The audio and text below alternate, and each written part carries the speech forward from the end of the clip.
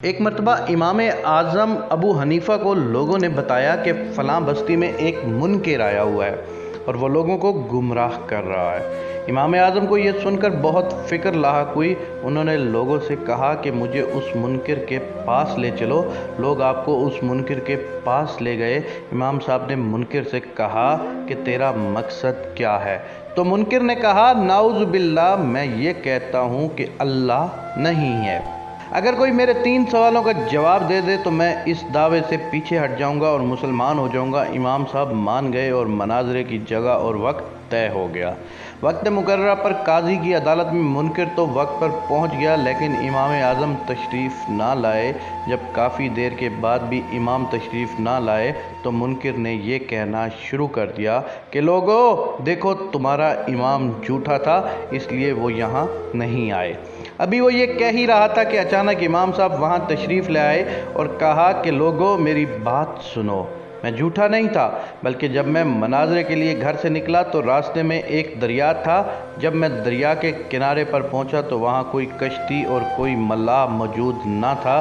جب میں نے یہ دیکھا تو بہت پریشان ہوا اور اللہ سے دعا کی کہ اے اللہ، اگر آج مجھے کوئی کشتی نہ ملی تو میں یہ مناظرہ ہار جاؤں گا اور تیرا منکر یہ جیت جائے گا۔ اس طرح لوگوں کے دلوں میں برے خیالات آئیں گے، پس میری مدد فرما۔ امام اعظم نے فرمایا کہ ابھی میں یہ کہہ ہی رہا تھا کہ کیا دیکھتا ہوں کہ کنارے پر موجود درخت خود بخود کٹ رہے ہیں، پھر ان کے تختے بن رہے ہیں اور وہ تختے خود بخود آپس میں جڑ رہے ہیں اور دیکھتے ہی دیکھتے کشتی تیار ہو گئی۔ حالانکہ وہاں کوئی موجود نہ تھا۔ پھر میں اس کشتی میں بیٹھ گیا، لیکن اس کشتی کو چلانے کے لیے وہاں کوئی ملاح موجود نہ تھا۔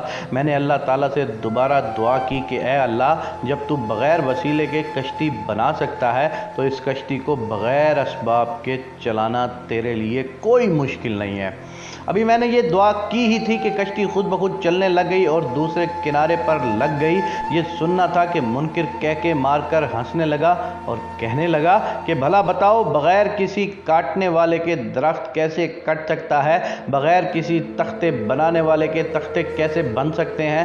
بغیر کشتی بنانے والے کے کشتی کیسے بن سکتی ہے؟ اور بغیر کسی ملاح کے کشتی کیسے چل سکتی ہے؟ یہ سن کر امام اعظم نے فرمایا، او بدبخت، اگر بغیر کسی بنانے والے کے کوئی چیز نہیں بن سکتی، اگر بغیر کسی چلانے والے کے کوئی چیز نہیں چل سکتی تو یہ بتا، یہ دنیا کا نظام، یہ چاند اور ستارے، یہ سورج کا نظام بغیر کسی چلانے والے کے کیسے چل رہا ہے؟ یہ سننا تھا کہ منکر ہکا بکا رہ گیا اور اللہ تعالیٰ کی ذات کو تسلیم کر لیا۔ پھر اس کافر نے امام صاحب سے کہا کہ میرا پہلا سوال یہ ہے کہ اگر اللہ موجود ہے تو وہ ہمیں نظر کیوں نہیں آتا؟ یہ سن کر سارے لوگ پریشان ہو گئے، کیونکہ سوال ہی اتنا مشکل اور عجیب تھا۔ لیکن امام صاحب نے لوگوں سے کہا کہ جاؤ ایک دودھ کا پیالہ لے آؤ۔ لوگ وہ لے آئے۔ اب امام اعظم نے اس کافر سے کہا کہ بتاؤ، اس دودھ کے پیالے میں ملائی موجود ہے؟ اس کافر نے کہا ہاں موجود ہے۔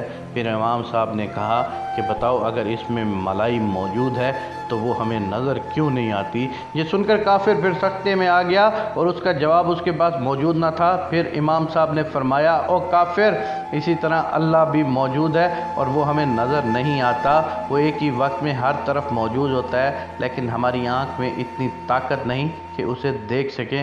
کافر نے کہا کہ چلو مان لیا، اللہ ہر طرف موجود ہے، لیکن اب میرے دوسرے سوال کا جواب دو، اگر اللہ ہر طرف موجود ہے تو اس کا رخ کس طرف ہے؟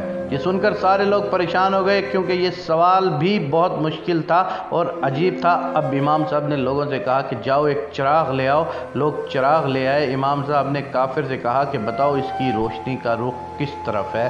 یہ سن کر کافر پریشان ہو گیا اور کہا کہ اس کی روشنی کا رخ ہر طرف ہے۔ پھر امام اعظم نے کہا کہ او کافر، اسی طرح اللہ موجود بھی ہے اور ہر طرف دیکھ بھی رہا ہے۔ یہ سن کر کافر نے کہا کہ چلو مان لیا، اللہ موجود ہے اور ہر طرف دیکھ رہا ہے۔ اب میرے تیسرے اور آخری سوال کا جواب دو، اگر اللہ موجود بھی ہے اور ہر طرف دیکھ بھی رہا ہے تو یہ بتاؤ کہ اللہ تعالیٰ اس وقت کیا کر رہا ہے؟